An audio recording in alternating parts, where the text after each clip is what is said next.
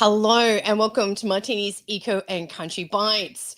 I'm in the studio today and more than a wee bit excited.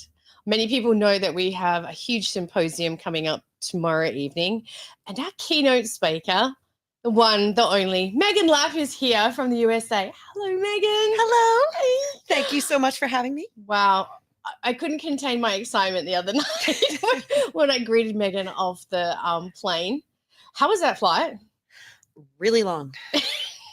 Now you know why a lot of people just really balk a little bit when they come to Australia.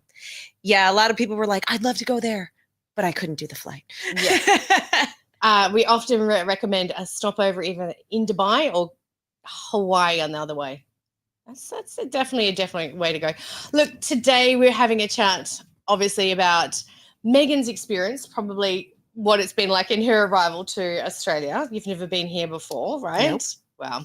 So her arrival, her experiences so far, and some of the things that we've had a chat about to do with the offshore wind, as well as other things that are coming up that are definitely in the spotlight as far as news and that at the moment. So how's it been for you? What's your experience like for Australia? I got to hold a baby koala yesterday, so like my life is complete. And I got to pet a kangaroo And a kangaroo. and a wallaby, Mm-hmm. and it's like so great. There's parrots flying around, like that's like totally surreal. For those of you who live in Australia, you have to understand, like, we don't have parrots, we have sparrows and things like that. So Pigeons. yeah, so I'm walking around like, that's a parrot. That's another parrot. So cool. They're everywhere. We do have, and that's the thing, is that we take for granted biodiversity, huge range of biodiversity on land and in our oceans, which is absolutely part of the reason why you're here, to help us protect that by sharing your story. I think that some of your experiences are starting to lay down the foundation of what is to come in the coming days and weeks or so for you in your experience here in WA. What is your vibe so far about how you're seeing, like, maybe the climate in Australia as far as where we're going with not only renewables but other things that you've observed? What's kind of something that's hit you that's been like, oh, I didn't know that, or what was that? Have you had anything like that? I think it's very, very similar to other places that have been pursuing renewables at all costs. Just kind of throw any kind of sense or caution to the wind and just go ahead and build and find out what happens later. But obviously there's always the undercurrent of who's making money off of it, who are making the political deals, which are making the money off of it. And that's always really, if you follow the money, you will know what is happening. And that's ultimately, whether it's the US or Australia or anything like that, that's really where it's at. Yeah, I agree. And precautionary principle is the one thing that we've said from the beginning has been thrown out the window.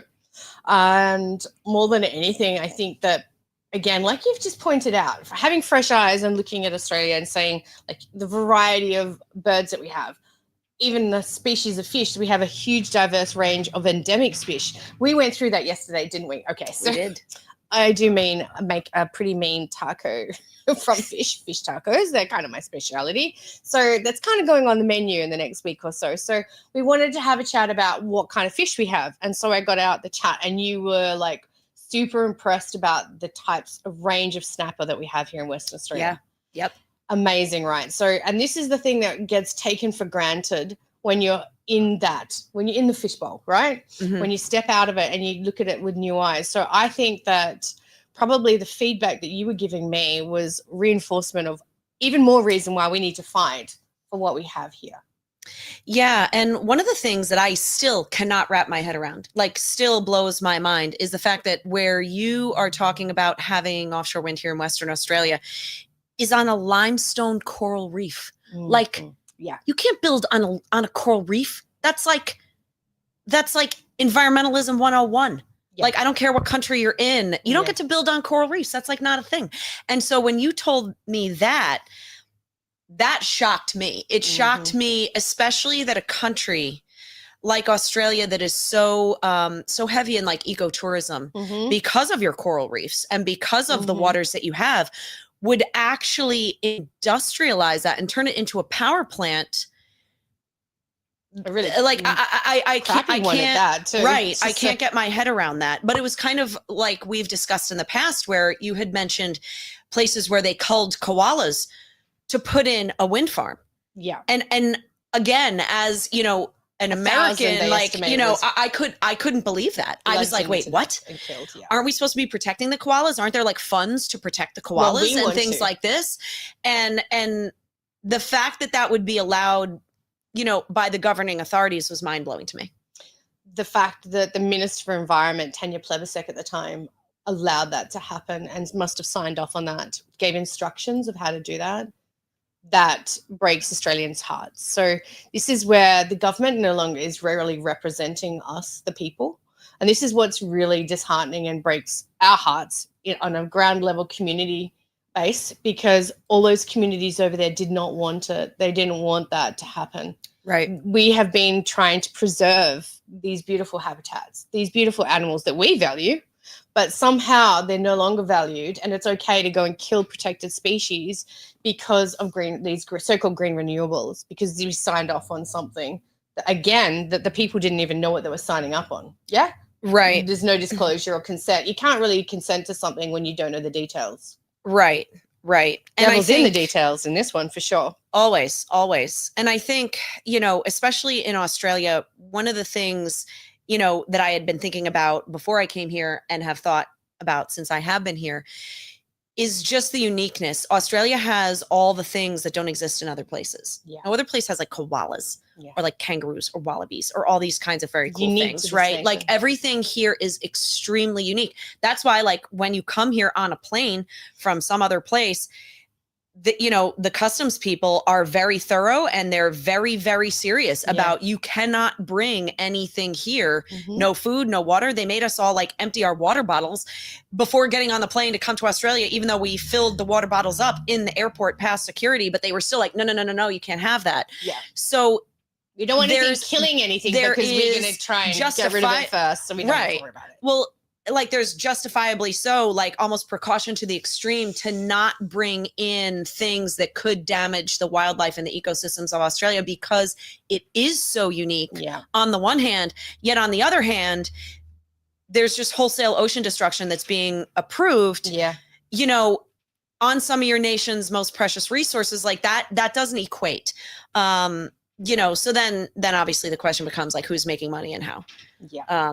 You know, well, it's not Aussies. We know that. No, in the United States, it wasn't U.S. citizens. I mean, there were obviously politicians in the States that did deals for imagine that, you know, approvals and things like that. But in the United States, what would happen is that the wind company would get an investable tax credit equal to 30% of the capital cost of the project itself. So if the offshore wind project was $3 billion to build, they got an investable tax credit of $1 billion.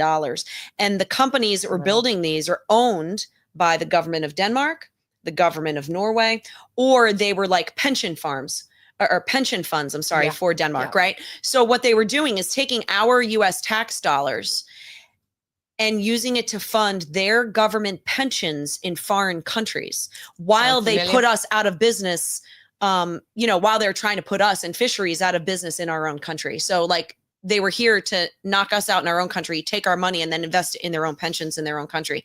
And obviously this is a financial shell game, and there were politicians who were willing to support that in exchange for who knows what. But I'm sure many of them were also, you know, getting rich on the side. So on the take. That's the nature of politics. Who contributed to whose campaign contributions, right? And that stuff in the United States anyway, you can find that stuff out.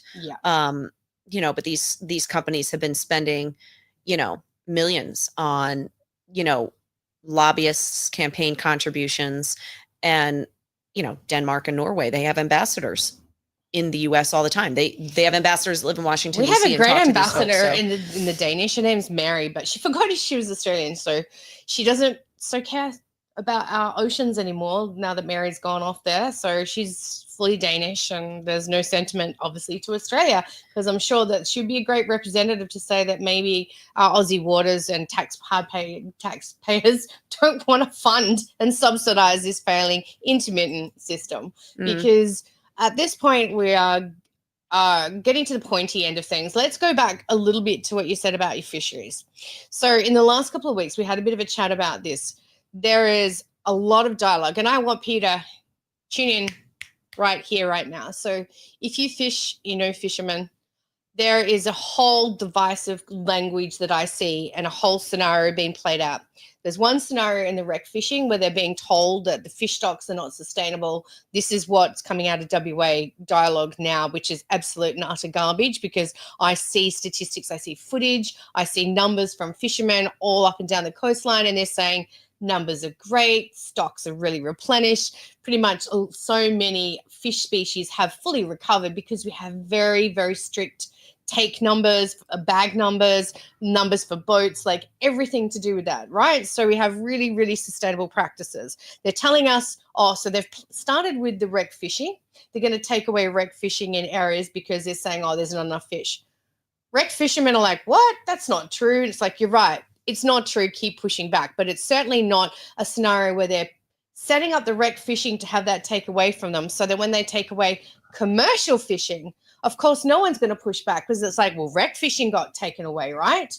Wreck fishermen has to lose their capacity to go and put their lines in and feed their families. So sure, let's take away the capacity for commercial fishing. Is this a scenario? This is what's happening right now, this dialogue. So Western Australian Fishing Industry Council, go find their number and give them a call and look at the number that comes up, because it says Aquaculture Council of Western Australia. And if you know what aquaculture is, that's not wild stock. No. That's not looking after the industries that are here now, the wetliners, the demersal fishing, the WA rock lobster industry. These are very strong fishing communities and fishing industries.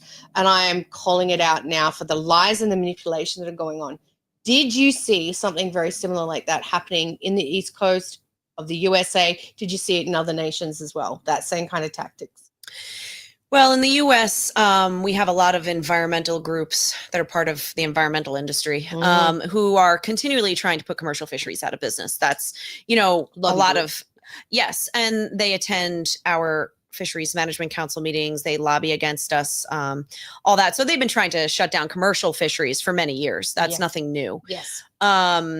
And they have actually tried to cause division between the commercial and recreational fisheries in the US by essentially, trying to get the recreational fisheries to side with them under the premise of, you push commercial out, you get more fish. You're listening, people. Right? So there's been an attempt to divide and conquer, essentially.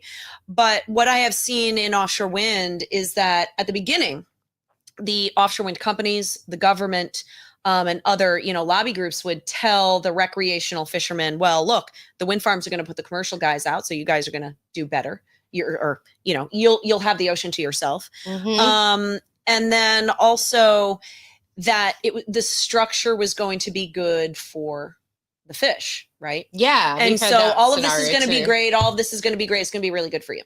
So at the beginning, there were, some recreational fishermen who did kind of jump on that bandwagon. However, more and more and more, the recreational fishermen, are realizing this is going to be really, really bad. It's going to destroy our stocks. It's going to destroy the ocean. And they're actually seeing it now in real time with some of the projects that are under construction. And so,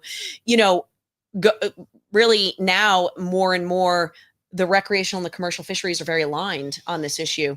There are rec guys who are pushing against it. And they're saying, hey, this is going to impact us too. And this is going to be really bad. And we have to be a united front to address this. And so it is becoming more and more of a united effort.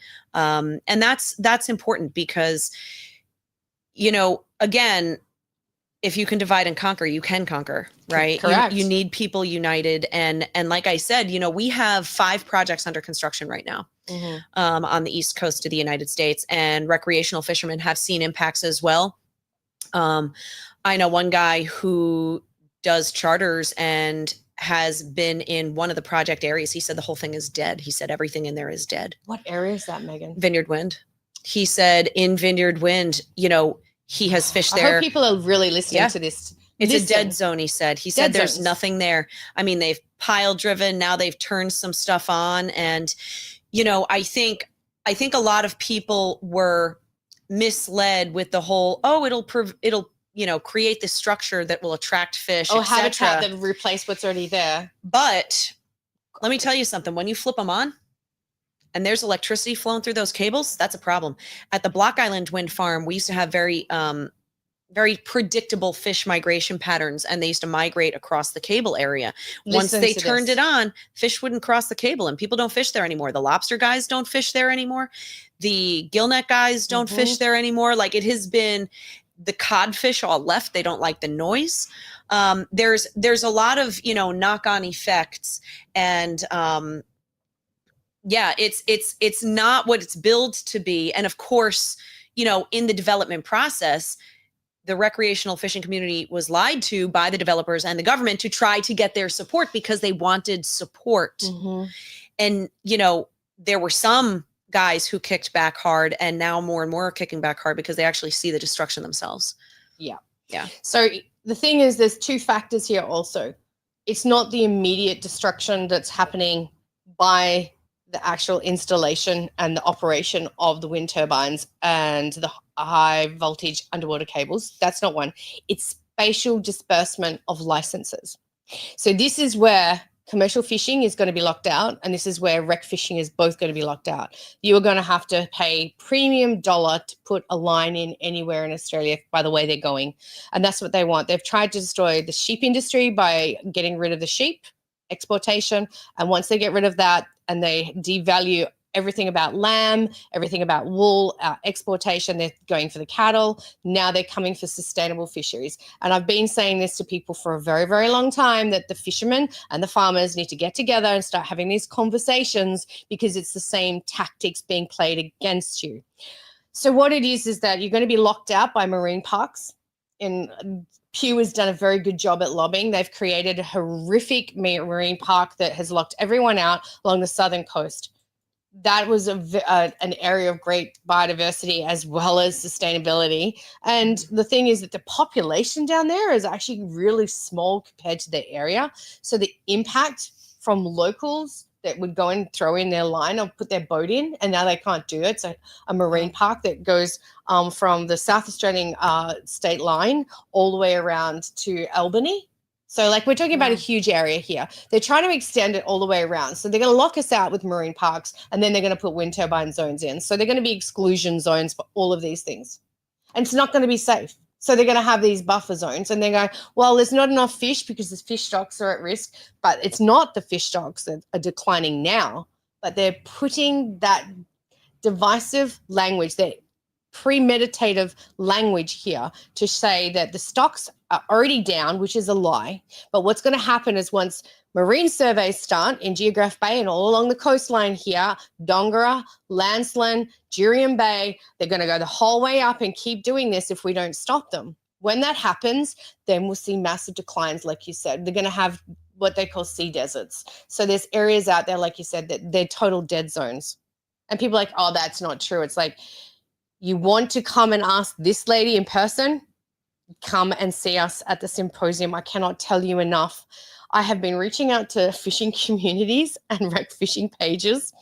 Got heavily trolled. Thanks very much. So I must be right over the target.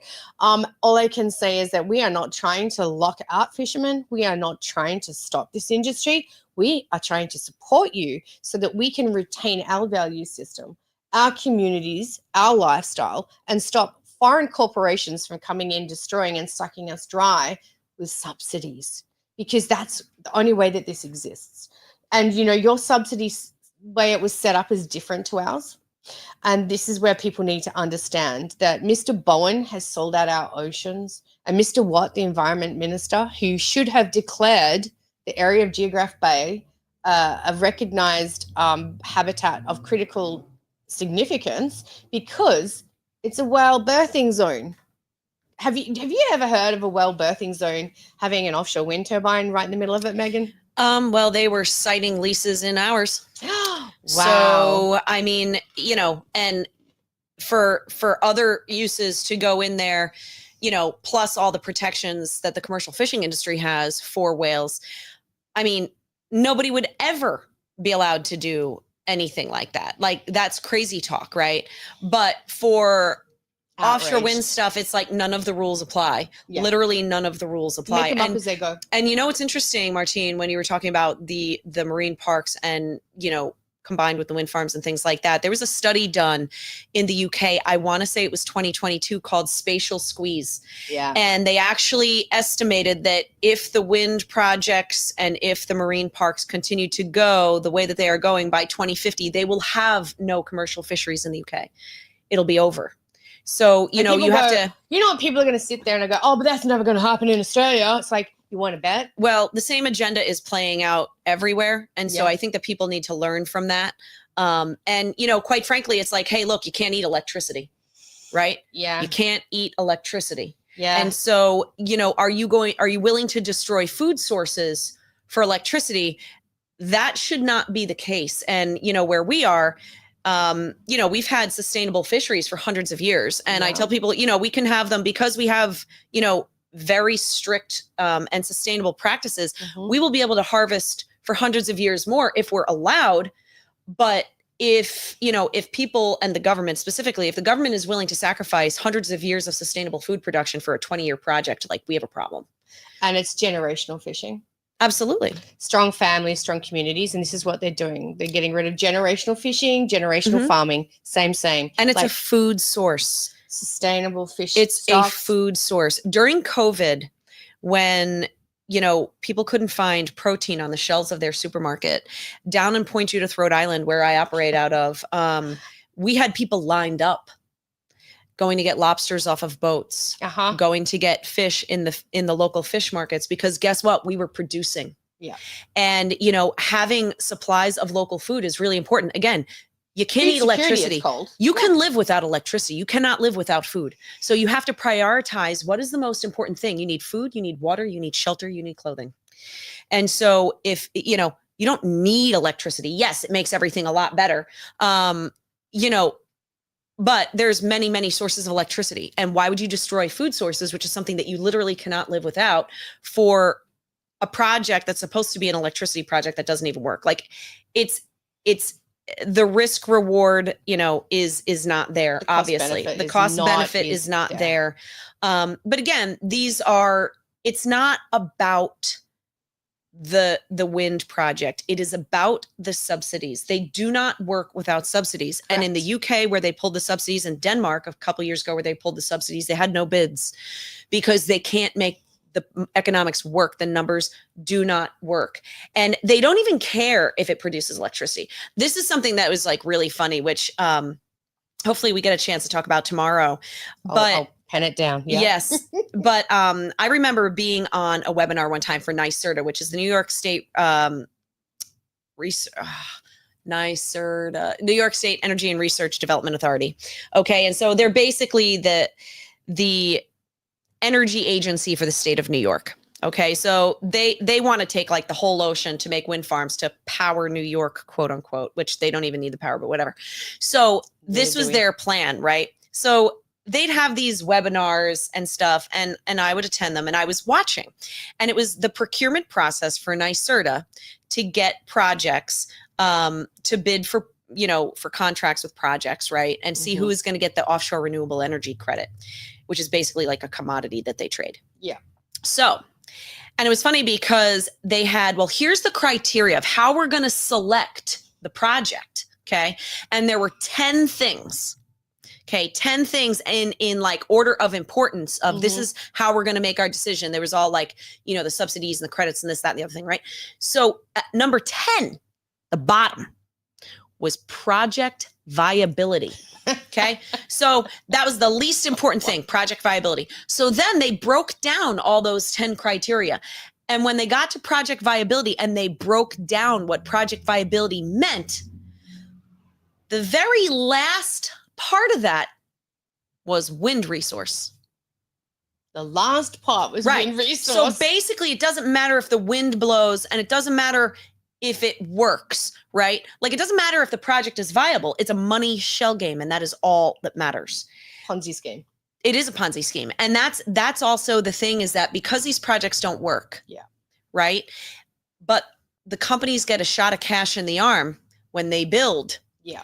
They have to, what they do is their business plan is build a project. Yeah. They get all the subsidies, get all the money. Then they sell it, or they partially sell it off to the utility or to whoever, or to China or somebody else, right? Yeah. They sell it off. They farm down. That's what it's called, a farm down. And then they build again. They have to continually be building. They can't just build and hold the asset, because the asset is worthless. So the money is in the building, because that's when you get the subsidy. And this is where you can right there, the longevity, the amount of money, energy that's put into even create this, and what the outcome in, that's where the cost benefit, it's not sustainable. No.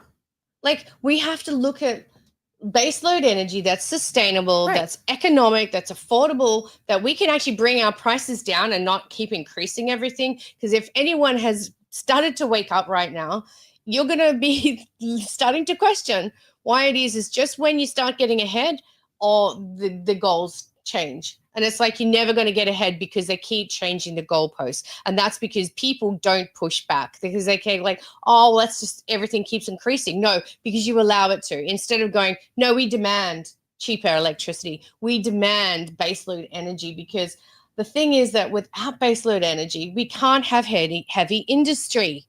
Right. We cannot. It doesn't exist. You can't have manufacturing that's like going to use heavy duty baseload power. Look what's going on. So Tomago, oh wow, this is a topic. We probably just got pinged there. Tomago is a smelter over on the East Coast. They were promised all of this green energy and blah, blah, blah. Well, they're shutting down the coal power station. So there's an end date. They're shutting it down, but then there's no this green renewables energy that's coming in to replace it. They're essentially going to completely sabotage a whole industry of manufacturing because of this green pipe dream. Well, I mean, like, look at what happened in Germany, right? So you see the Germans, and they decided they were going to do Energiewende and like go to green, quote unquote, energy, right? So, okay, so they start shutting down coal plants and they start building wind farms. Yep. Right? Their electricity costs have skyrocketed so much that VW may actually shut down a plant for the first time in its history in Germany, because they cannot afford the electricity costs. That was listed as one of the main issues, that they just can't afford to manufacture. So it's the deindustrialization of the country. I mean, Germany is full of great engineering. Yeah. They make great cars. They make great stuff, right? Like, you got to give they're very on point with that stuff. But now they're actually talking about deindustrializing their country because they cannot afford the electricity, because they've gotten rid of the coal plants. They keep getting rid of them. And then they were starting to go, at one point they declared that natural gas was a green energy source. So then they were getting Russian natural gas. And I remember during the first Trump administration, Donald Trump said, he was like, you guys are very stupid if you think, if you're going to base like everything on getting natural gas from Russia, what happens if Russia does something? You guys are in a very tough place. Cut you off. Right? So then fast forward, there's the war with Ukraine, and all of a sudden they're cut off. So then Germany is now in a very tough place. I remember seeing an article, and it was so funny. They were having to fire up coal plants again, and they were taking down some onshore wind turbines to dig to get to the coal underneath them, because they needed the coal underneath them to produce real power. So it's like this, it doesn't work. So let's go back. They were decommissioning and taking down the land-based wind turbines. Yes. Because the coal underneath is what they needed for base to actually power the country. Yes. And so they also bought up a whole bunch of land in India to then go and bury all of that stuff. Oh, that's nice. Did you know that? No, I didn't know that. That's nice. They won't bury it in their own country. They'll do it in India. It's such a shame that they can't find. Well, there's too much coal there to dig out. They haven't got any space. I'm sorry. It's the absurdity of this. The absurdity. Have we woken up yet, Australia? Yes. Can we wake up now? It is absurd. We have is some of the best coal in the world, and we ship it all to China. So we have coal mines. Like WA has some of the best coal mines here. So they're Really? like, oh, it's not that great and whatever. It's like, actually, there's nothing wrong with it. There's adjustments that need to be made to the coal mines, to the power stations to reduce emissions. And I think there's always a way to improve and that we can always do better. This garbage, this Ponzi scheme is the last thing we should be doing because we are causing direct environmental harm, habitat loss, biodiversity loss. This is the last thing. That's not what we want. What we need to do is go back to the drawing board, look at what our baseload energy is, what we have, because right next to the coal mine is where the coal fields are. So they hop on a conveyor belt or they're shipped, trucked in. They're right there, straight to the power. So it's like, that's not like they have to use a lot of fossil fuels to get that out. But okay, let's not talk about the fossil fuels into the manufacturing of these things, bringing them over from China, bringing all the ships over from wherever they've got to come from, Asia and everyone else. And the installation, $1 million a day minimum for the installation ships and vessels. Yeah. And I mean, don't forget, like China's building a new coal plant once every 2 weeks. Like they're churning them out because they're building stuff, right? And we give away our gas to Japan. It's like so any kind of alleged, which it doesn't even reduce emissions anyway, but even pretend if it did, like China's outpacing anyway, like it doesn't even matter. Yeah. Like it doesn't actually matter, but it doesn't, I think that's also though a real misconception, a myth that people believe because they're told it all the time. They're like, this is going to replace fossil fuels and it's going to reduce emissions. It does neither. Never. It does neither because since it doesn't work and it's only producing power, 35 to 40% of the time, Maximum. 60 to 65% of the time, you have to produce power with fossil fuels. And so you have to have the fossil fuel plant on 100% of the time because wind is unpredictable. So when the wind drops out, you can ramp up the fossil fuel electricity production so that you don't have blackouts. Yeah. And so all you're doing is paying 2 electric bills and you're not ever getting off of fossil fuel electricity. So it's such a myth. People think, oh, look, but if we do this, we can get off of fossil fuels. No, you can't. No, you can't. And so people have to start. That is the bold-faced lie that people have been told. It is a lie. And what's funny too is like sometimes, and this is the whole shell game too, with the offshore renewable energy credits and things like that. Like if you build a plant, right, now you have these credits. Yeah. Now you sell them. So you sell them to that guy over there who still has a coal plant and he's burning coal. But now because you sold him the credit, it cancels it out. So then it's like a pretend game, right? So you've given them a credit. You've given them a credit. So it's like, oh, well, now you're neutral. Now you're CO2 neutral, even though the guy's still burning coal. It's not any different. He just bought a credit, right? So it doesn't mean you're getting rid of stuff. Now you're just building these things and selling the credits to like fossil fuel plants. So again, it's a pretend thing. But unfortunately, most people don't know. Yeah. I mean, it's astonishing to me, even where I live, how little people are actually aware of what's going on. And so for years, as these projects off of the coast of Rhode Island were getting permitted, even starting construction, all this kind of stuff, I would talk to people. Yeah. And if you mentioned offshore wind farms, they thought you were talking about the 5 Block Island turbines. Yeah. Which was like a state in-state waters project, not a federal project. There's only 5 turbines. And for years, like that's what people would think that you were talking about. I was like, no, there's like hundreds, potentially thousands of turbines scheduled to be built south of here. That's what I'm talking about. And people were so uninformed and they didn't know. And now you can see them. Now they are constructing. Now we've got a bunch of them. That now people can't, now I'm sure there's a lot of people going, oh, look, what's that? Well, so we have the same kind of cloak and dagger, smoke and mirrors kind of game going on here, because what was happening is all the proponents that dropped out of the Bunbury offshore project were being named. It's like, oh, they've dropped out. Oh, they've been dropped out. And then that was like outrage from, oh my God, but we need it. We need it. It's like, yeah, no, we don't. People all over, even in the area that it's being built, still don't even know there's 266 offshore wind turbines scheduled to be put in the Bunbury offshore zone that live in that area, that live along that coastline. Still don't know. Because there's so much misinformation being put out there. And we put in the missing information, which is telling the truth, giving people platforms to talk about what the facts, the reality is, what the science, the data is showing. We are out there so hard all day, every day, trying to educate people. And we hit walls because, I don't know, what was the mainstream media doing over there with you? Were they supportive of this at the time? Oh, absolutely. Yeah. No. And especially like in our state, the university is co-opted, all the, a lot of state stuff is co-opted. Everything is always, promoting wind. Although I will say we do have some good local TV stations. Shout out to Channel 10. They're really good. And they would always be very, very balanced and allow me to speak and report well. Good. But our politicians were all always speaking positively, never about the facts of the projects, never about, the negative impacts of the commercial fishing industry, which really is a major powerhouse in the state of Rhode Island. And so, general mainstream media was always very, very supportive of it. Yeah. We did have Fox News, Fox Business, Newsmax, folks like that who would report on it. But, early on, it was difficult to even get traction there because most people were just unaware that it was even an issue, right?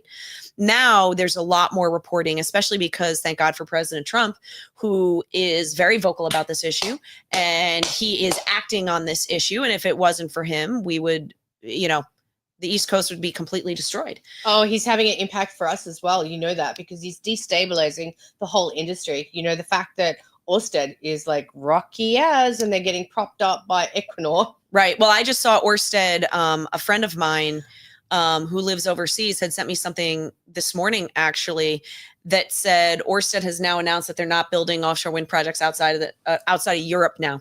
And I was like, good, get out of my country. And get out of Australia. Don't come back. Don't even look sideways at us again. So we've got a Spanish company, a bit of a French company, a bit of a this and that to deal with down in the Bunbury offshore region. We're going to start highlighting that because, again, these are other nations' electrical system, like their national electricity. It's like Western Power going over to, I don't know, Singapore, going over to Malaysia and saying, oh, we're going to put wind turbines in your oceans. We're going to destroy your communities, your ecosystems. We're going to destroy your ecotourism, like devalue everything that's sacred to you and then take all the money back here. It's like, what? It's like, I'd be ashamed if Australia was doing that. I mean, if I'm sure that we are certainly not clean in any of this as far as some of that goes, but I am appalled to think that we have sold out our oceans and our communities because even though it's very different, like obviously you're seeing the geography, Australia is quite different to the US and it's predominantly a Mediterranean like climate zone here, and then going north it gets semi-arid but then subtropical. So this is why we have such a disbursement of different species and a variety. All I can say is that our communities need to learn from the mistakes of other nations. If we do not, and we sit on our laurels and let this continuing steamrolling happening by Mr. Bowen and Mr. Watt and the offshore regulators and anyone who's just writing the rules as they go, which is what they're doing. They're just making it up as they go. Because when you ask questions, that's what they did with us. They made it up as they went. We have communities that are entirely based and exist because it's a fishing community. Yes. Rock lobster, demersal, wetliners, all of this. And it's the same for ecotourism. If we lose that natural intrinsic beauty and the pristine beaches our waters go, I'm telling you now, people have no idea the cascade effect. What's been happening, because I've heard there are places, especially in Nantucket from my friend there, as well, that people have started selling properties along these areas because they don't want to live near it. It's disgusting to look at them, the influence of the infrasound, the effects from them. What's happening over there as far as the impact right there of that? Well, a friend of mine is a real estate developer on Martha's Vineyard, which is right next to Nantucket. And she's already told me that billionaires with a B are selling their houses because they can see the Vineyard Wind project. And so real estate agents, listen up. They're selling. And so I think, that's really important. I know that Ocean City, Maryland has sued on the project that was scheduled for off of their coast. And they have entire, associations, real estate associations, hotel associations, things like that are saying you're going to devalue all of our real estate, all of our hotel, all of like the people that come there to come see the ocean, be at the ocean, go to the beach, all that. And they were like, you're going to destroy our local economy. The whole city sued with a whole laundry list of associations and groups on it, and individuals as well, commercial fishing and otherwise. But I think, there are for sure definite impacts from that. And yeah, I think what's also really important for people to grasp is that you actually have to do something. Yeah. When I will say this, Americans are very different from Europeans in the sense of don't mess with us, right? Mm-hmm. It used to be that way. I remember there was a wind developer rep that came over one time and he was kind of like introducing himself to me, but he knew that I was fighting the projects. And so he was a little bit like intimidated. And I remember he said, he introduced himself, he said hello. And I was like, welcome to America, the land of litigation, buckle up. Because I was like, we're not taking this sitting down. Oh. We're not going to just let you come in here and destroy everything. And I think they were not prepared for that because in general, my experience anyway of watching events in Europe is that most people there just kind of lie down and take it. Americans are not like that. And I don't think that the European wind developers really thought about what would happen when they came to the US. I think that they thought everything was the same as in Europe. Well, it's not. Yeah. Our legal system's different. Mm-hmm. Our mentality is different.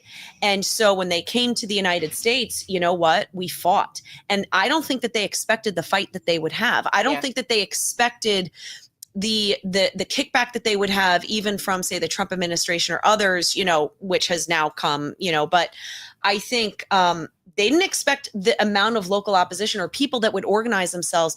Like, God bless these groups who have organized themselves up and down the East Coast. Like, kudos to them. There were just regular people who were like, you know what?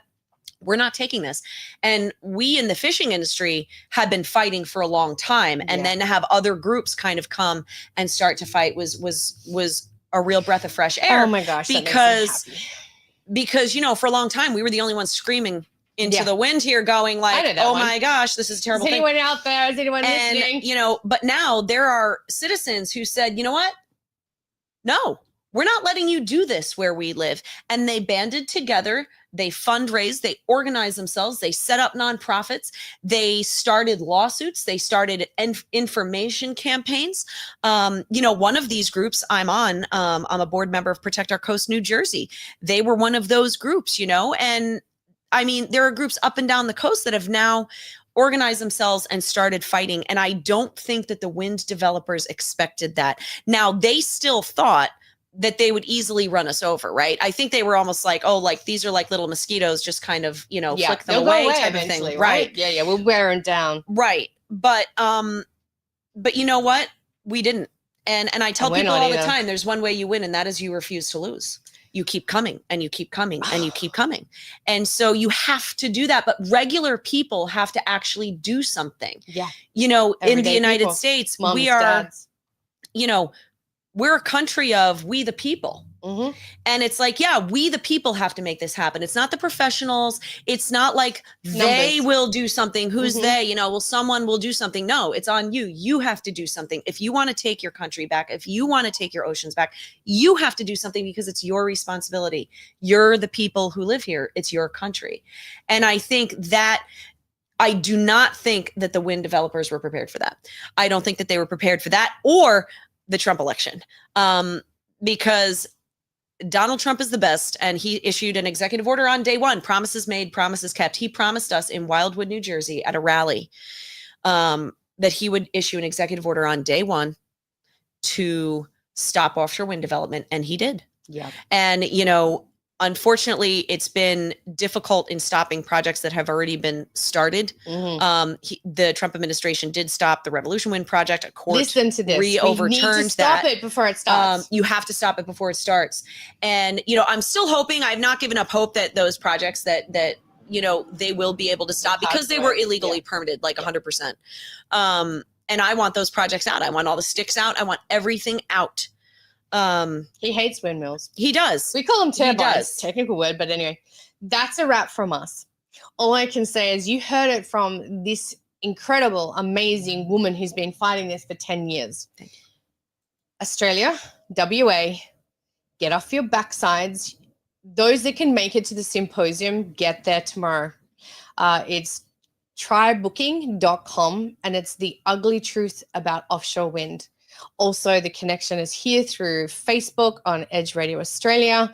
You need to get to the symposium, ask your questions, challenge yourself. Whatever narrative you might have invested in or whatever information you're missing, you are going to get such a big chunk of what the issues are all across a whole spectrum tomorrow night. As Meghan said, we got to fight.